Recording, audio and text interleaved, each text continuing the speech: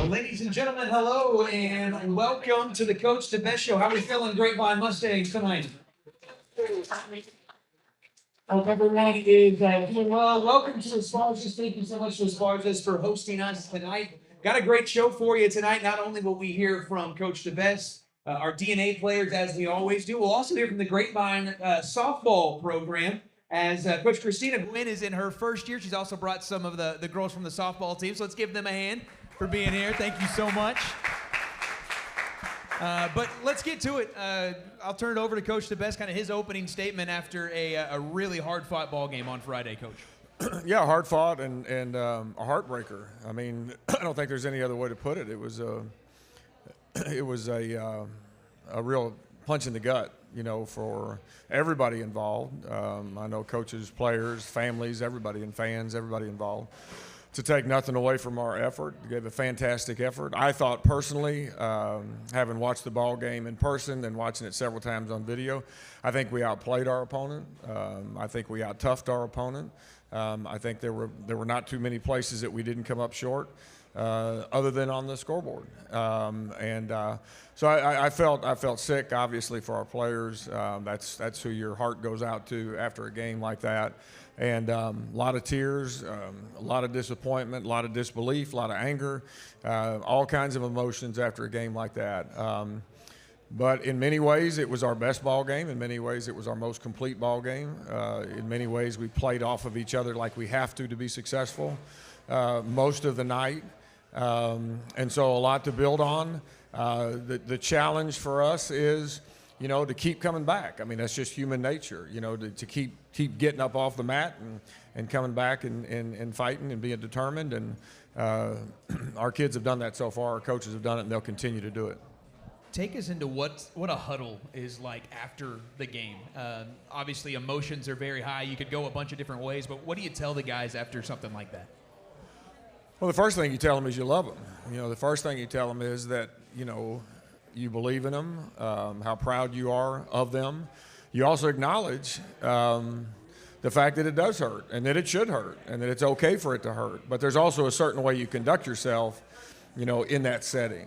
You know, we always want to conduct ourselves with class, and we always want to give our opponents credit.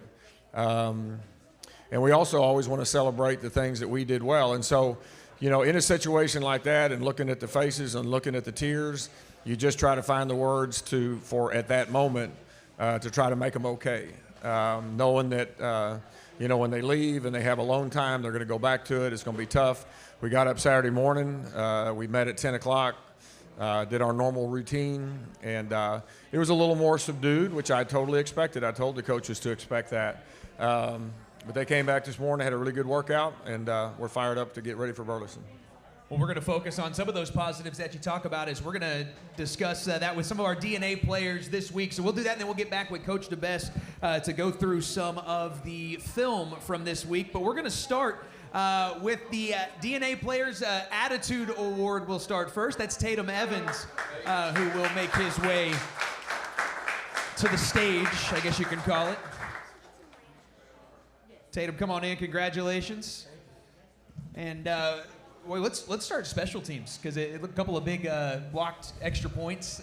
Saw you fired up, running off the field. Take us through those moments, and I guess what you were coached and how you were able to execute.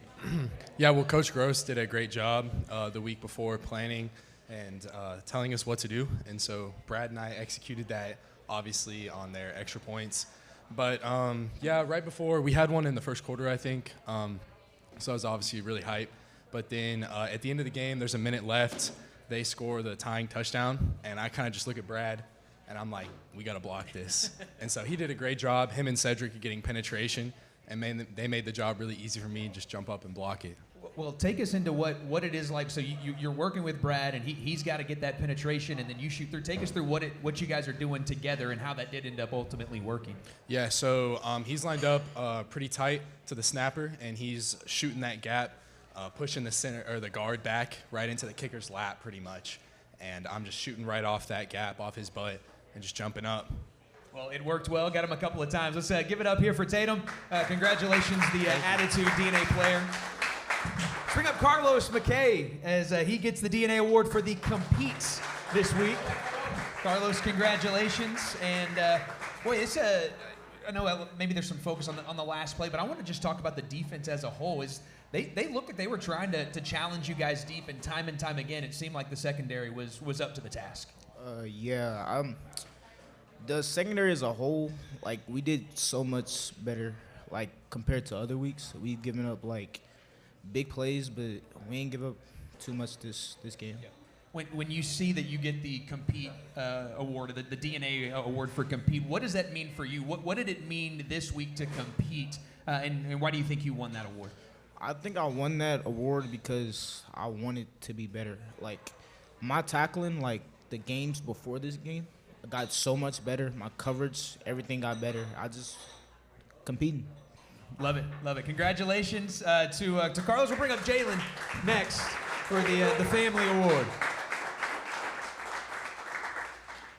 Jalen, congratulations on the award. And boy, you just continue to run this offense. And I think I talked to you a couple of weeks ago just about how you feel that you're progressing, reading that option and making those decisions. Do you feel like you've even taken another step, and how comfortable are you in that offense right now? Especially with more games to come and more experience, it gets a lot easier. And throughout practice, our coaches, Coach High, Coach DeBesse, show great fronts and different fronts that I haven't been able to see whenever last year. And so just knowing and them helping out just makes it a lot easier. You got a couple of guys that you work with very closely that win awards this week in Julian Contreras, Daniel Campos as well in that offensive line. What does it mean to work with those guys? Someone like Daniel in that at front who can block for you, and then Julian, who once he gets touched, he's still going to go for about 50 to 60 yards a carry, it feels like at times. Knowing in practice, you know their effort. Their effort shows a lot in practice, and after tough losses in games, their heart. And so I know how much, obviously, Daniel and Julian and all the offensive line, I know how much they want it. So just going out and Julian obviously rushing for 270 just shows how much that we know we can do what we can do. All right, well, congratulations on another great week and on winning another DNA award. Let's give it up for Jalen. We'll bring Daniel on up for this one. It's Daniel's favorite part of this proceedings. Congratulations again, man. Come on in. We'll let you, you said thank you. I don't think you really meant that because you don't like talking to me, I don't feel like, very much. But that's okay. Let's have you just brag on your teammates a little bit. Jalen just talked about it. You had a guy in Julian who goes for about 270 yards. That's a big part of what you guys are doing as well up front. What's that relationship like? I don't really know. Yeah? All I know is that if I don't block this guy, Julian's gonna get he's gonna get knocked out. Yeah. Well, you got a guy like that with so much heart, and he plays much bigger than his frame. That's got to give you guys a little bit of energy too as an offense, knowing you've got someone like that who's going to fight for you. Wait, what? How about this? Great job, Daniel. We'll just give him a hand. That was a great. You're the man, Daniel. I love it. Congratulations. Let's bring up Julian. See if he can chew up those enchiladas real quick. Yeah, those numbers didn't make a whole lot of sense, man. About 270 yards. Have you recovered yet from Friday night? No, not even close. Yeah. My legs hurt so bad right now. How'd you just feel out on the field? And obviously you were able to break off a ton of big games. It feels amazing running behind the big old line, especially Daniel. He has the most power, I think, on the team. And I'm just running behind him makes me feel safe. We talk a lot about they like that answer. They talked a lot about just you playing bigger than what your frame is. Do you feel like you carry a chip on your shoulder, just like, hey, these guys are gonna come and think they're gonna push me around, but they've got another thing coming? Yeah, most likely. Yeah, I always think the other team thinks they're gonna just hit me and I fall down, but I can't. Yeah. Well, you do a good job of staying on your feet. We're at 270 yards worth. Congratulations. Let's give it up for Julian. And last but not least, he's basically a co-host of this show. Let's bring up Bradley Stanier. Brad, congratulations on another DNA award. And you win the fight award. And so take us through the fight that you feel like the team showed all the way through overtime. I can't thank them enough for putting in as much as they did during the game. I think everybody was completely invested through the whole game. And, of course, defensively we had a couple slip-ups, paid the price for it, but we were putting in 100% effort all the time. No, it's interesting. I love talking to your teammates and how you two are working together. So Tatum, from his perspective, talks about what you guys did on special teams. What's your perspective as how you're basically filling up a couple of those big bodies and letting him shoot the gap? Yeah, it's exactly what he said. He came out to me after they scored, and he was like, "We have to block this." And I was like, "All right, let's do it then. Let's do it then." So I loaded up like a spring and tried to make a hole for him. And you guys did that. So congratulations on another great week. Let's give it up for Bradley as well.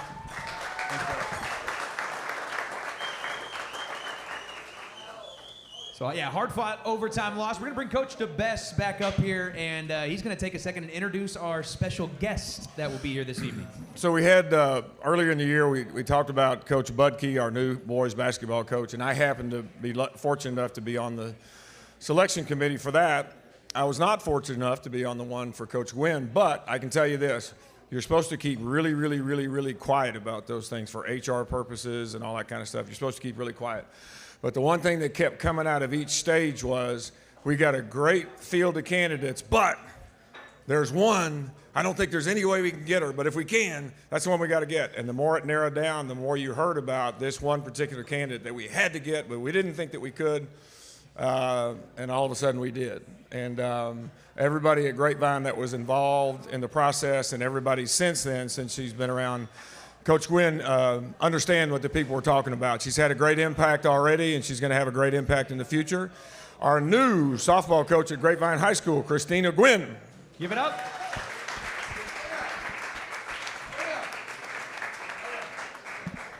Coach Gwynn, welcome. And congratulations on getting the job. That's exciting. Thank you. It was amazing. Yeah, yes. Well, tell us just so we can get to know you a little bit, your background, where you played growing up, and what ultimately got you into coaching. So I'm originally from West Texas, so I was born and raised in Big Spring, but I moved to the DFW and actually graduated from Keller High School. So back in 2003, was a part of the first state championship team there. I played for 2 years at the University of Texas and then finished my career at BYU. And then I've just been involved in softball since, whether it was doing private lessons or coaching. I started at McKinney Boyd for a couple years, and then I was at Keller for 6. Last year I was at the University of North Texas, and now here I'm at Grapevine. Take us through that interview process, and whenever it ultimately came down to like where you knew for sure, like, this is where I want to be, and I can't wait to start this journey with this group of girls. I mean, it happened really fast. I feel like as soon as I sent in my resume, I heard something pretty quick, setting up some interviews. But it was very intense, but I appreciated the fact that I got to sit there in a room with not just admin and some of my peers. They had a couple of parents in there as well as a couple players. So when I got to sit and present ideas and kind of let them know who I was, I got to talk to the girls too and kind of get feedback from them on what they were looking for to make sure that everything was aligned. So when you get the job and you start working with the girls on a day-to-day basis, what are you wanting to establish right away? Because obviously the season comes in the spring, but what are you trying to establish just from the jump? We're really trying to establish a culture, letting the seniors, as well as the underclassmen, but really the seniors kind of make their mark and figure out what they want to leave to the incoming, freshmen in years to come, and kind of just laying the groundwork for that right now. Well, when I asked you before, I was like, well, what do you just want to talk about? It's like, I'm just really excited about the season. So tell us why you're so excited and what fans can look forward to for this upcoming year.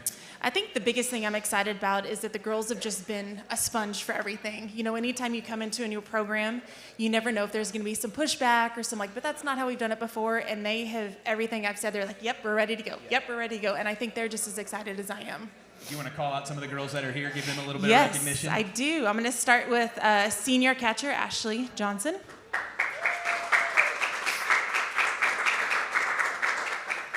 Senior pitcher Bella McMahon.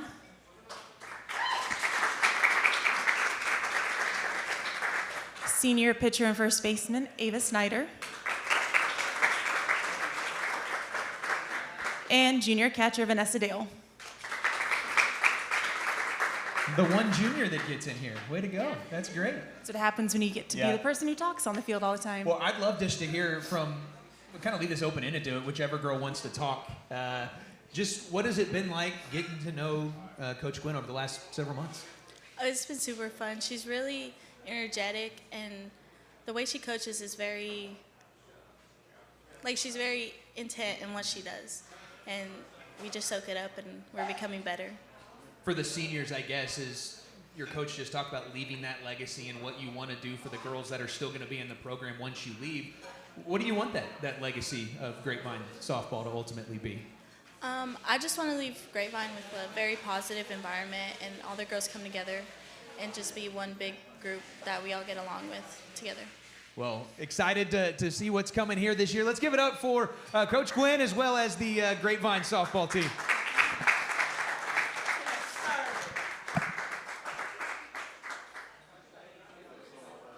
And we will let Coach DeBesse get his computer all set up and go through this week's film. All right, we'll go ahead and get started with our, hopefully. Hopefully. All right, let's see if this works. All right, so you're not going to see a whole lot of offense early. You're going to see a lot of defense. Offense had a little bit of a tough time getting started, but once they did, they were good. But here is one of the open plays of the ball game.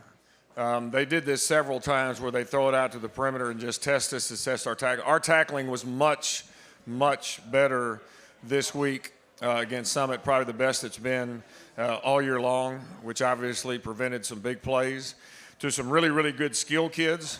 Our kids did a good job of rallying to the ball and using good technique as far as defense is concerned. This is a good series down here, okay? So they had moved the ball down early in the ball game, early in the first quarter, trying to bounce a play to the outside right here, and just watch the red shirts string it out.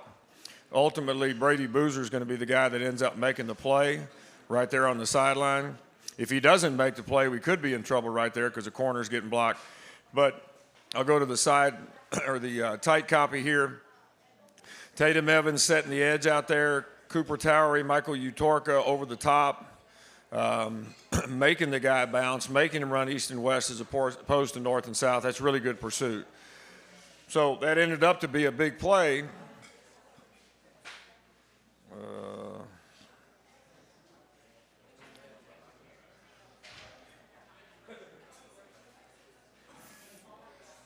There's a good picture of Brady running down. Again, they had really good skill. We won the line of scrimmage. We felt like we won the line of scrimmage. We ended up with 365 yards of, I'm not sure what's going on here. All right, here we go. All right, let's see if this works. Okay, so now we're down to third down after Brady's stop. I'll get this to the tight copy here. A lot happening inside here. Okay, ultimately it's Michael Utorka shooting the gap right there and making the tackle in the backfield. Okay, but you got Luke Hecht on the edge, who ended up playing quite a bit the other day, did a nice job for us. You got Bradley, you got Tatum, and you got Cedric being disruptive on the inside. That's awful tough for an offensive line to block that movement when it's happening that fast. So this creates a fourth down situation on what was a little bit of a scary drive, getting all the way down the red zone. They had run, Coach Wheeler said they had run one play out of this formation all year long. They got in the formation, they ran the one play. This is Carlos McKay, our Compete Award winner right there. Watch him coming from all the way in the middle of the field. He's right there on the 3-yard line, comes from all the way to the middle field to make the play on the sideline. So great job of Carlos competing right there, and a big, big, big stop. Huge stop for our defense there. Huge stop for our defense, okay? Once again, you'll see some offensive shots, but there wasn't a whole lot going on. Here's a good picture again of just defensive football. I know I talk about this a lot, but gap integrity is so important. It cost us twice during the game, but for the most part, we did a heck of a job of bottling up their running game. Again, they had 202 yards rushing, about 120 of it on 2 plays. Okay, so good job, a host of guys. Cooper Towery ended up playing inside because Luke Gormley could not play. So that was a real unselfish thing on his part to jump inside. Luke Heck, like I said, played a little bit on the outside, spelled Thomas a little bit. This is a whip route, what we call a whip route. This is a really good throw by Jalen right here. That's a perfect throw because watch Brady, he doesn't have to break stride at all. And in turn, he breaks the tackle. So you're going to see Brady more and more at the wide receiver spot trying to get him the ball. He does a good job with the ball in his hands running it.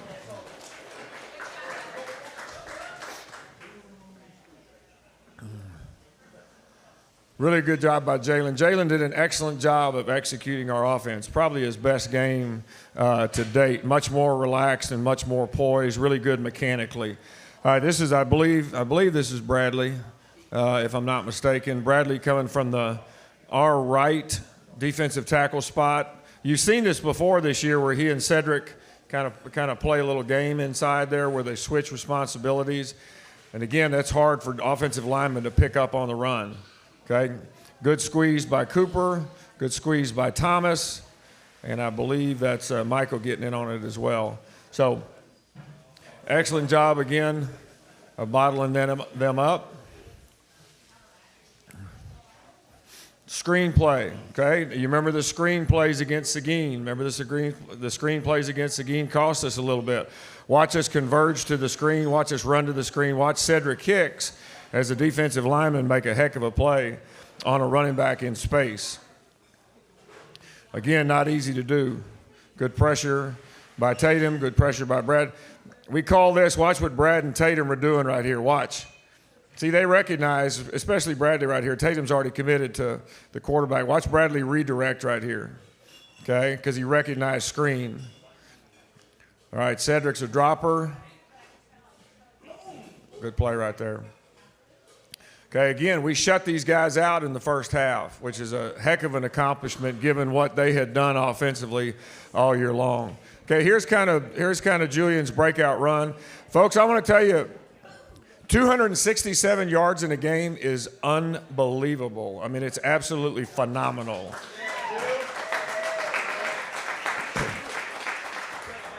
And I don't know exactly what the totals were, but the post-contact was absolutely phenomenal. Now I want to direct your attention to the bottom of the screen. Look at number 71 right there. Watch number 71, the man of few words, Daniel Campos. Watch him reestablish the line of scrimmage right there. Okay, that's a fantastic job. And this is what Julian talks about as far as making his job easier. But that's a great run after contact as well. Okay, we got the ball out on the perimeter some, had some success getting it out there. Decent job of blocking on the perimeter right here. Once again, a really good job of Jalen executing the offense.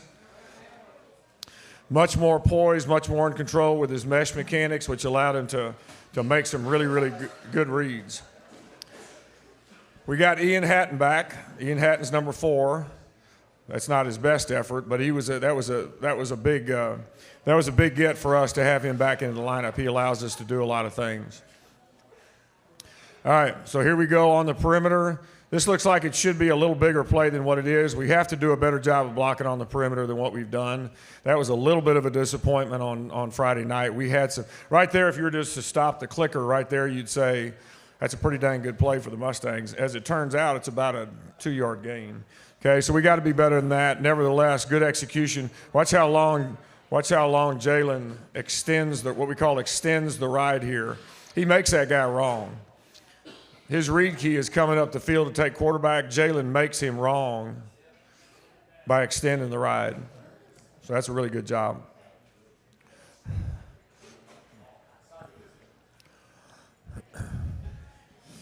All right, unbalanced. We threw some different looks at Summit the other night, some of them from unbalanced.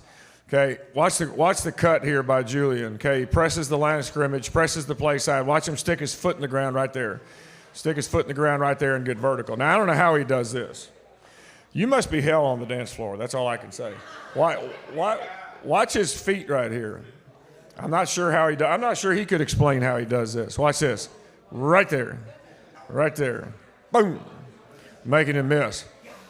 And I tell you the other thing, Julian had a heck of an offseason. I mean, he had a heck of an offseason in the weight room. He's a strong dude, okay? So that helps as far as breaking these tackles and what have you.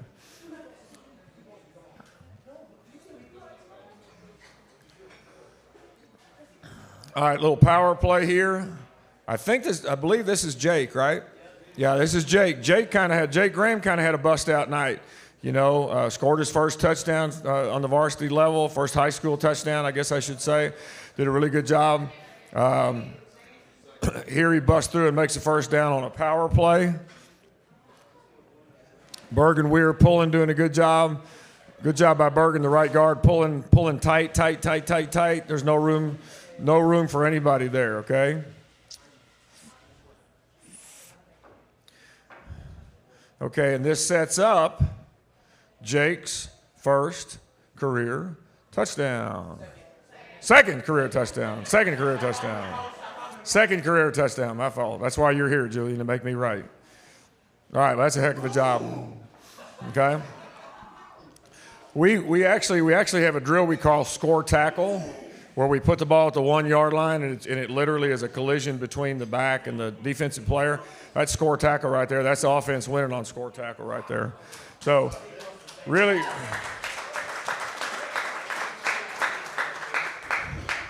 one of the best parts to me about this play is down here in the bottom left hand of your screen right there and seeing the reaction of his teammates and his coaches and the excitement, the genuine excitement for not just him, but for the team as well. Again, really good execution by Jalen, really good job up front, giving the guys a chance to operate. Again, that is Mr. Campos on the right side of the screen, the right tackle. Look at the push he's getting. Look at the push he's getting right there. That's phenomenal. He doesn't talk much about it. He just does it. All right, now, unfortunately, this happened, right? This happened twice, okay? So let me show you what happens here. We simply overrun the play, okay? We've got gap integrity. We're a little bit wide on the outside. We're a little bit too wide from the inside out. And anytime you do that against a good back, you got a chance to have problems. And we had problems on this one. We only gave up 2 explosive plays this week. That's a much, much better job by our defense. What we've got to do defensively now is we've got to start creating some takeaways. We've got to get some takeaways. We've got to get the offense some short fields. All right, if you don't think extra points are important, think about this. Everybody forgets about this because it happened early in the game. We missed our extra point. We missed our first extra point. We do what we do on their 2 extra points. They're having to go for 2 at the end of the game to send the game into overtime. So if you don't think extra points are important, just look at the game Friday night. Great push through the middle. I told the kids the other day, and I'll stop it to tell you this. I told the kids the other day, as a young coach, you're always told this by the older guys, of which I am now. You can always tell the character of a team. You can always tell the character of a team by how hard they play on extra point block. Because what just happened, they just allowed a score, right? Okay, so either I'm going to continue to play hard or I'm going to hang my head and not play hard. Our guys played hard. They played hard all night, but these were 2, this one and the one in the fourth quarter were absolutely huge as far as the outcome of the game was concerned. Y'all want to see that again? Tatum's pretty happy. Tatum should be happy.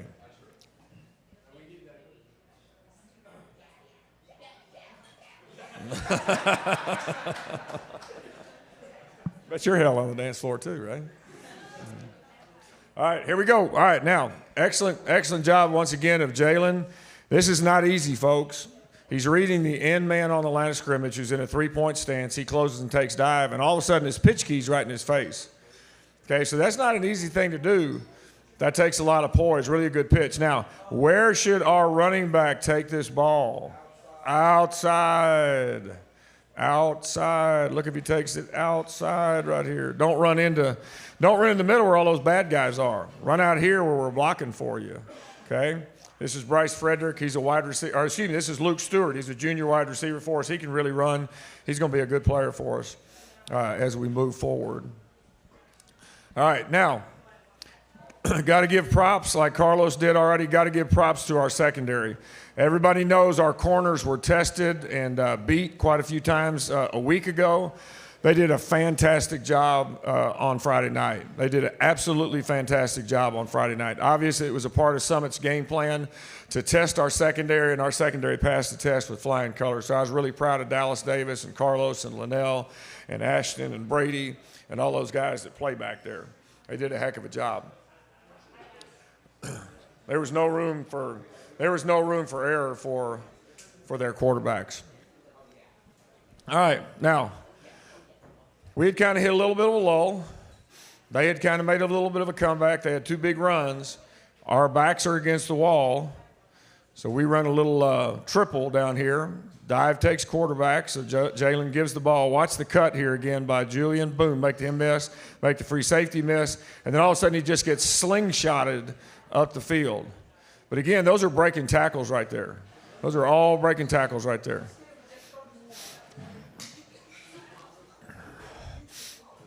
Like I always say, it's amazing how fast you run when you're scared.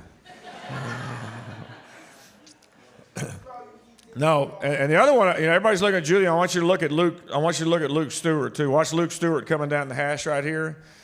That's a great effort, showing some pretty good speed too. So, 80-yard run, a big part of his 267 yards on the night, which is, again, absolutely phenomenal. I mean, that doesn't happen. That just doesn't happen.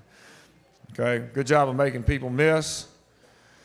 Other people have a hard time tackling sometimes too, and good things happen for the Mustangs when that happens.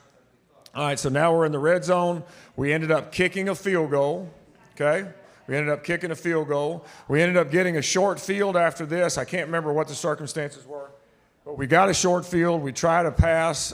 We tried to X-post to Luke on first down. Didn't make anything. We're behind the chains, but then look what happens. Great read again by Jalen. That guy's barreling down on both of them. We call that a mesh charge. If it's a mesh charge, give the ball. He did. Julian makes people miss. He runs through people. He runs over people, and there he goes. Even has the superintendent fired up down here.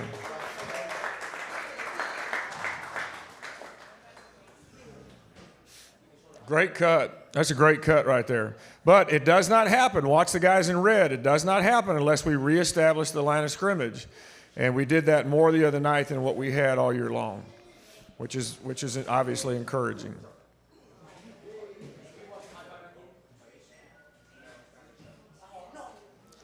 What, you want to watch the end zone? The high five?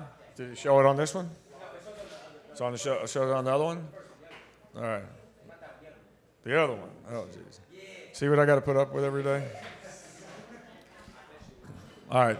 Just point out where the high five is. Right there. Oh, we went back for that? All right, we're moving forward. Sorry. You're getting enough attention. You don't need all that. All right. We got this is a triple option play that we call to try to get the ball outside. It's not predetermined. We try to get the ball outside. Okay. This is late in the fourth quarter right here, going down to try to take the lead, try to extend the lead. Actually, is what we're trying to do. We're trying to make it obviously try to score. We end up making a 6-point game with a field goal here. All right. And the rest is history. We know what happened. They scored. I just wanted to put this on here because there have been some questions, and this is painful to watch. I get it. But I just wanted to put this on here because there's been some questions. Did he catch the ball or not? He caught the ball. Okay, he caught the ball. Watch. He catches it. He's down. What happens is the reason Dallas came up with the ball is because the kid puts it in Dallas's chest. Okay, that's why. Okay, but I'm gonna tell you. I mean, still, the guy makes a heck of a throw. The guy makes a heck of a catch. Dallas is in great shape. You know, give him credit. It's unfortunate. It's heartbreaking, but it was a good call by the official. All right, here we go.